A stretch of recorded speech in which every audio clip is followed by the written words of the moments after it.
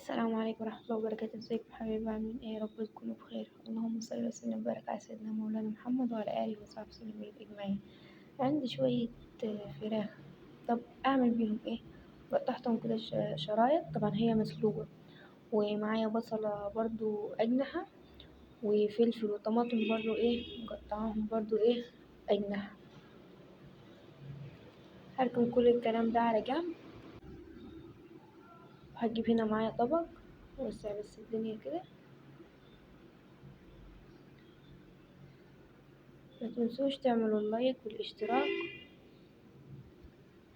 هنا معايا صلصة، هضيف معلقتين ونص من الصلصة، ولو في زبادي يفضل، بس أنا ما كانش عندي زبادي فاستبعدت الزبادي خالص من الوصفة دي.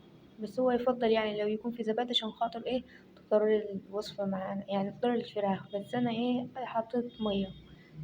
ضفت هنا 2.5 معلقة صلصة. هضيف بقى هنا معلقة من الزيت،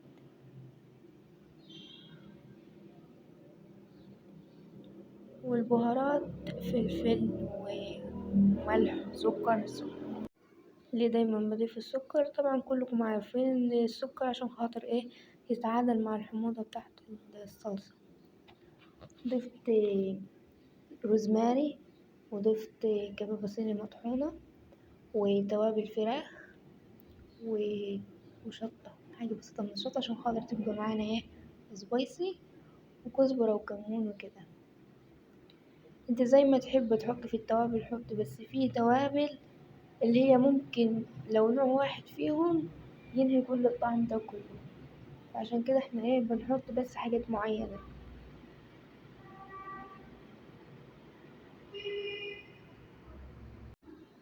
طبعا شاورمة الفراخ بتكون نية، بتحط لها التوابل عليها من بالليل، سواء كان بهارات كاتشب صويا صوص زبادي، بتكون يعني طعمها روعة. بس مثلا انت هنا عنديكي ولاية دبابيس مسلوقين، ايه هنسيبهم كده نستفاد بيهم، نقطعها شرايح وكده. في مثلا بواقي لحمة بواقي فراخ، اعمليها بالطريقة دي هتكون حلوة أحلى من يعني تكون محمرة وكده.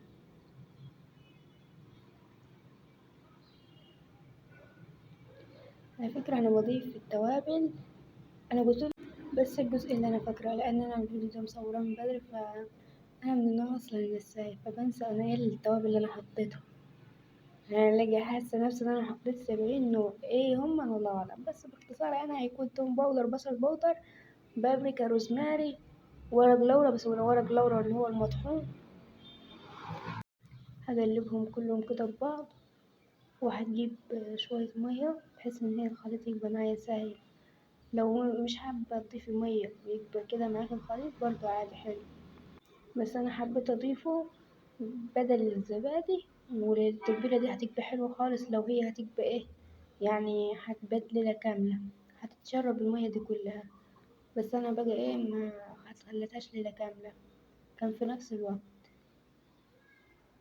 هجيب أي حلة كده على النار، أضيف فيها معلقتين سمنة وشوية زيت، وأضيف البصل، أديله التشويحتين كده ببعضيهم، نقول بسم الله. أنزل هنا كده بالفراخ معايا، خليه ياخد ودي كده بشكل ودي.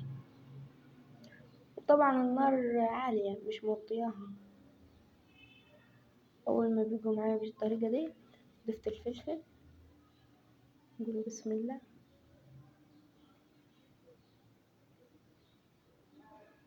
أهو لو تلاحظوا تلقوا المية ايه ابتدت تتشرب كلها. هضيف كده الطماطم، وبرضه ايه اديها تقليبتين واسيبهم ياخدوا يدي بشكل ودي لحد ما تنشف خالص كده معانا. اهو بقت معانا بالشكل ده. وهنا كانت خلاص ظبطت ملحها، ظبطت الطعم بتاعها. وسواء انت البصل حابة يكون ان هو ني شوية براحتك، يعني اللي هو مش ني على الاخر اللي هو بتبقى فيه شدة كده، لا حابة تخليه يكبر خالص برضو ايه عادي، أهم حاجة إن احنا نحس بطعم الحاجة. أنا هو طلع معايا بالشكل ده. طب أنا دلوقتي حابة إن أنا أدخلهم في حشو. فهنا كان عندي كريب أهو كان مورق، ده المفروض كريب والمفروض أنا أحشيهم حشوة كريب.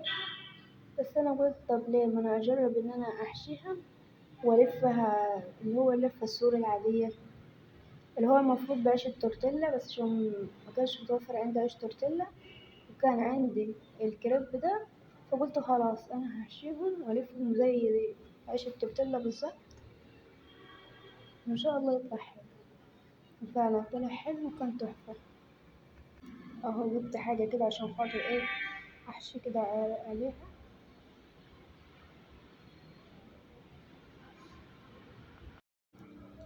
حتى لو ما عندكيش ولا ده ولا ده، لو بعيش فينو حشيتيه في عيش فينو وحطيت عليه من فوق جبنة موتزاريلا وخليتيهم بس على الشواية بس على قد ما الجبنة تسيح، هيبقى الطعم بتاعه روعة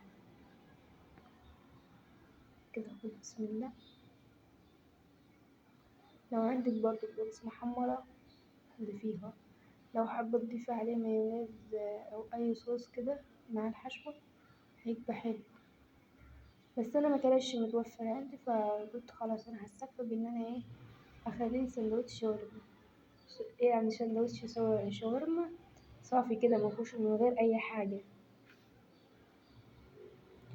الجزء الأخير، لو في عندك أي خلة أسنان قفلي بيها، ما عندكيش أي خلة أسنان يبقى بقى إيه لما تاجي تدخليه في الطاسة أو في الجريل أو حتى لو في الصينية نفسها اللي انت إيه هتدخليه اللي هي تاخد لون، يعني عشان ياخد لون وكده، بتروحي ضايفاها من الحتة اللي هي إيه اللي هي المفروض كنا نحط فيها الخل، عشان خاطر إيه ما يعني ميتفكتش منك أو إيه يفك. أنا هنا قلت إيه أعملهم كلهم كده مع بعض، وبتقطعيه بميلة كده بحيث إن هو يبقى إيه خد شكل الشاورما اللي هو بيبقى في عيش التورتيلا بالظبط.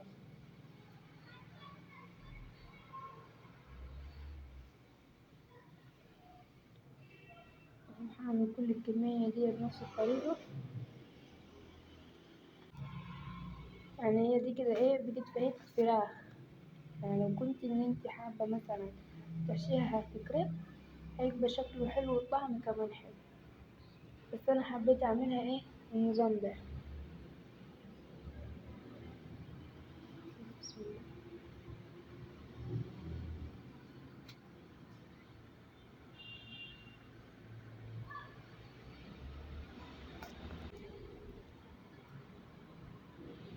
كده أنا خلصت كل الكمية اللي كانت معايا، حشيتها بالشكل ده.